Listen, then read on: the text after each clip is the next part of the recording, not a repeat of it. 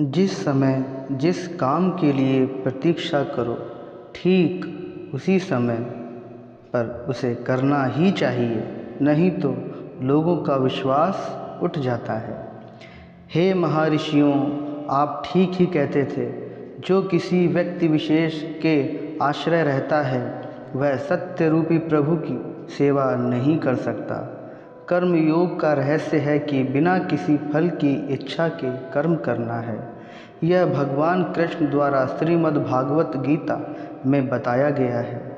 हमें ऐसी शिक्षा चाहिए जिससे चरित्र का निर्माण हो, मन की शक्ति बढ़े, बुद्धि का विकास हो और मनुष्य अपने पैर पर खड़ा हो सके। जब लोग तुम्हें गाली दें तो तुम उन्हें आशीर्वाद दो। सोचो कि तुम्हारे झूठे दंभ को बाहर निकाल कर वो तुम्हारी कितनी मदद कर रहे हैं। हम हमेशा अपनी कमज़ोरी को अपनी शक्ति बताने की कोशिश करते हैं, अपनी भावुकता को प्रेम कहते हैं और अपनी कायरता को धैर्य।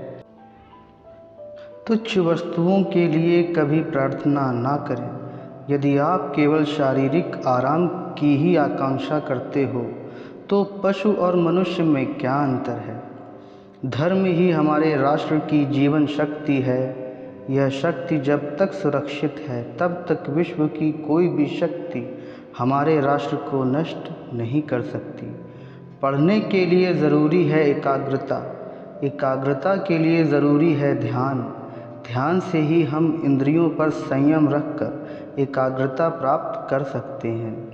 यदि हमें गौरव से जीने का भाव जगाना है, अपने अंतर्मन में राष्ट्रभक्ति के बीज को पल्लवित करना है, तो राष्ट्रीय तिथियों का आश्रय लेना होगा।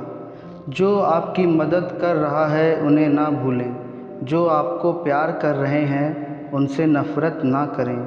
जो आप पर विश्वास कर रहे हैं उन्हें धोखा ना दें। जब तक मनुष्य के जीवन में सुख दुख नहीं आएगा, तब तक मनुष्य को यह एहसास कैसे होगा कि जीवन में क्या सही है और क्या गलत। आप जोखिम लेने से भयभीत ना हों। यदि आप जीतते हैं तो आप नेतृत्व कर सकते हैं, यदि हारते हैं तो आप दूसरों का मार्गदर्शन कर सकते हैं। धर्म कल्पना की चीज़ नहीं है, प्रत्यक्ष दर्शन की चीज़ है। जिसने एक भी महान आत्मा के दर्शन कर लिए हैं वह अनेक पुस्तकी पंडितों से बढ़कर है। मनु ने सन्यासियों के लिए कहा है कि अकेले रहो और अकेले चलो। सारा संसार बच्चे का खेल मात्र है, प्रचार करना, शिक्षा देना तथा सभी कुछ। लोग तुम्हारी स्तुति करें या निंदा, लक्ष्य तुम्हारे ऊपर कृपालु हो या ना हो, तुम्हारा देहांत आज हो या युग में, परंतु तुम न्यायपथ से कभी भ्रष्ट ना होना। अनेक देशों में भ्रमण करने के पश्चात मैं इस निष्कर्ष पर पहुंचा हूं कि संगठन के बिना संसार में कोई भी महान एवं स्थायी कार्य नहीं किया जा सकता। दुनिया में अधिकांश लोग इसलिए असफल हो जाते हैं क्योंकि विपरीत परिस्थितियां आने पर उनका साहस टूट जाता है और वह भयभीत हो जाते हैं। जिस क्षण मैंने ईश्वर को हर इंसान में बैठे महसूस किया है, उसी क्षण से मैं हर इंसान के सामने सम्मान से खड़ा होता हूँ और उनमें ईश्वर को देखता हूँ। यदि अच्छी चीज़ें आए तो उनका स्वागत है, यदि वो बुरी जाती हैं तो उनका भी स्वागत है। जाने दो, जब वह जाती हैं तो भी धन्य हैं, जब वह आती हैं तो भी धन्य हैं। अभय हो, अपने अस्तित्व के कारक तत्व को समझो, उस पर विश्वास करो। भारत की चेतना उसकी संस्कृति है। अभय होकर इस संस्कृति का प्रचार करो। हम वो हैं जो हमारी सोच ने बनाया है, इसलिए इस बात का ध्यान रखिए कि आप क्या सोचते हैं। शब्द गौण हैं, विचार रहते हैं, वे दूर तक यात्रा करते हैं। हमारे विचार चीज़ों को खूबसूरत या बदसूरत बनाते हैं। सारी दुनिया हमारे मन में ही है, इसलिए चीज़ों को नई रोशनी में सकारात्मकता से देखना सीखें। यदि संसार में कहीं कोई पाप है तो वह है दुर्बलता। हमें हर प्रकार की कमज़ोरी या दुर्बलता को दूर करना चाहिए। दुर्बलता पाप है, दुर्बलता मृत्यु के समान है। नेतृत्व करते समय सबके दास हो जाओ, निस्वार्थ हो और कभी एक दोस्त को पीछे दूसरे की निंदा करते मत सुनो। अनंततः सफलता तुम्हारे हाथ लगेगी। हमारे व्यक्तित्व की उत्पत्ति हमारे विचारों में है, इसलिए ध्यान रखें कि आप क्या विचारते हैं। शब्द गौण हैं, विचार मुख्य हैं और उनका असर दूर तक जाता है। मनुष्य जाति को इस प्रकार पुकारना है कि जागो, उठो और धैर्य की उपलब्धि के बिना रुको नहीं। यही एकमात्र कर्म है। त्याग ही धर्म का सार है और कुछ नहीं। क्या तुम नहीं अनुभव करते कि दूसरों के ऊपर निर्भर रहना बुद्धिमानी नहीं है? बुद्धिमानी व्यक्ति को अपने ही पैरों पर दृढ़तापूर्वक खड़ा होकर कार्य करना चाहिए।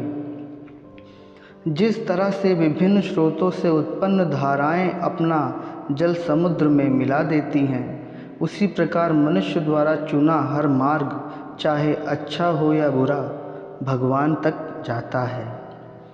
जिस शिक्षा से हम अपना जीवन निर्माण कर सकें, मनुष्य बन सकें, चरित्र गठन कर सकें और विचारों की सामंजस्य कर सकें, वही वास्तव में शिक्षा कहलाने योग्य है। कभी मत सोचिए कि आत्मा के लिए कुछ असंभव है। ऐसा सोचना सबसे बड़ा अधर्म है। अगर कोई पाप है तो वो यही है, ये कहना कि तुम निर्बल हो या अन्य निर्बल हैं।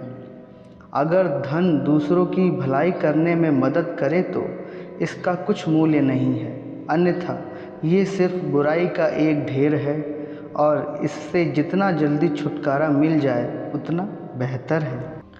अच्छे अभिप्राय, निष्कपटता और अनंत प्रेम विश्व को जीत सकते हैं। इन गुणों से युक्त एक आत्मा लाखों पाखंडियों और पाशविकों की काली योजनाओं को नष्ट कर सकती है। यदि स्वयं में विश्वास करना और अधिक विस्तार से पढ़ाया और अभ्यास कराया गया होता तो मुझे यकीन है कि बुराइयों और दुख का एक बहुत बड़ा हिस्सा गायब हो जाता। जब तक करोड़ों लोग भूखे हैं, अज्ञानी रहेंगे और उस प्रत्येक व्यक्ति को विश्वासघाती मानूंगा जो उनकी कीमत पर शिक्षित हुआ है और उनकी ओर बिल्कुल भी ध्यान नहीं देता। यह मत भूलो कि बुरे विचार और बुरे कार्य तुम्हें पतन की ओर ले जा रहे हैं। इसी तरह अच्छे कर्म व अच्छे विचार लाखों देवदूत की तरह अनंत काल तक तुम्हारी रक्षा के लिए तत्पर हैं।